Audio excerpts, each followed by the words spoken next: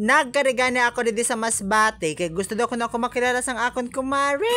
Pero dahil wala ako sa matulugan, maay lang kay nagchat sa akon si Sir Biboy Chua nga di ako ma-stay sa enda sa Ranchers Hotel sa Masbate.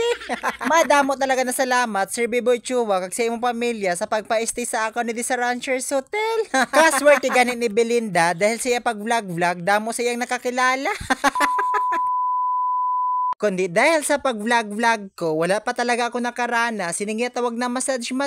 Kaya minsan panugan na hilot lang ako pag may balda ako. Dako talagang pasalamat ko sa Alagang Babes Aesthetic Beauty Lunch kasi sila ang nagparana sa akon. Siningya tawag na massage. Madamo talaga salamat Kuya John ka perfect basang imo massage sa akon kay kuha gid ang hangin sa likod ko.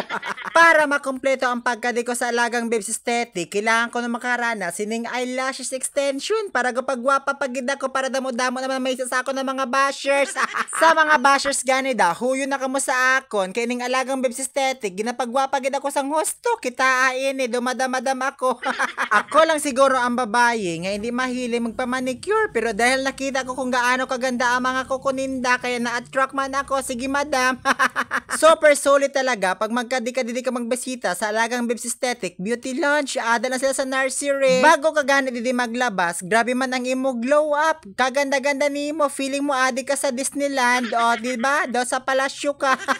Literal gani nga aesthetic ang datingan. Kadaw ari ka sa Barbie. Daw adi ka gabali-bali sa Barbie. Ano daw?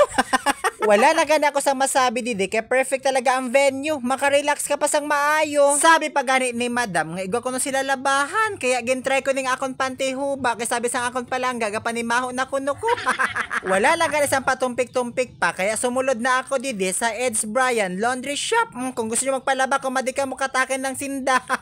Dahil nga sa kakalibot ko nakabatsyag ako ng uhaw kaya hindi na ako nakabatsyag ng huya. Nangayon na ako tubig kaya ging uhaw ako. Kung gusto niyo gani sa malinis nga tubig hala, bumisita man kamo didi sa Prince Refilling Station kay magkadikit lang sila diri. Kay bida-bida man gani si Ate Belinda nyo kung madi man siya didi kang nagbisita sa Eagles Grill kay mga manamit didi na pagkaon kag kanamit man didi sang venue. Pagpasok ko pa lang gani sini sa inda lugar halaging hangkatinda ako. Ma-challenge ko no kay sandas maghala kumare paspasin nyo. Hindi gani ako magpalata nga gasakit ang akong tuhod kag likod sinisang kakasayo kay ako man kumare grabe gi split pa hala ako matuwad man. Amo na gid siguro ning nabatyagan ko kay nagagurang na siguro ako. Pero hindi ka na ako magpahalata kay basi ma-discourage sila nga si Belinda maluya na. Grabe ganang amon katawa kay ni ako mga kumare na iba nagkaraalo nagkahuya sila hala madam paspas isang kiod madam kikita na si masayaw-sayaw. Kaya kung gusto nyo maka-experience ang special na pagkaon ano pang ginahulat nyo?